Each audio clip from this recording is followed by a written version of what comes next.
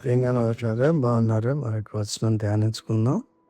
సకల యుగములలో రాజయుండి అక్షయుడును అదృశ్యుడునగు అద్వితీయ దేవునికి ఘనతయు మహిమయు యుగ యుగములు కలుగునుగాక.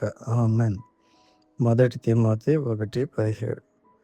మన ప్రభువైన యేసుక్రీస్తు యొక్క దివ్య లక్షణములు ఏవనగా, ఆయన సకల యుగములలో రాజయుండి అక్షయుడును అదృశ్యుడునగు అద్వితీయ దేవుడు.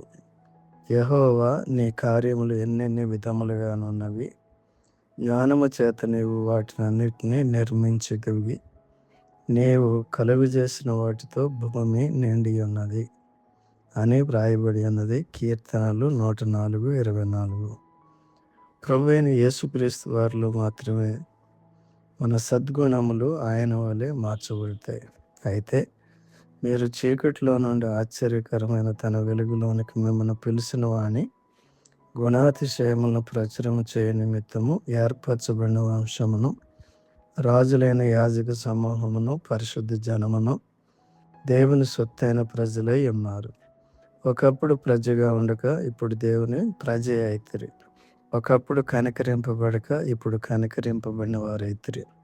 1 పేతురు 2:9-10. ప్రభువైన యేసుక్రీస్తులో మన ఆశీర్వాదములు ఇప్పుడు అదృశ్యమైనవి, అయినప్పటికీ అవి అక్షయమైనవి. దేవుడు మిమ్మల్ని దీవించునుగాక. ఆమేన్.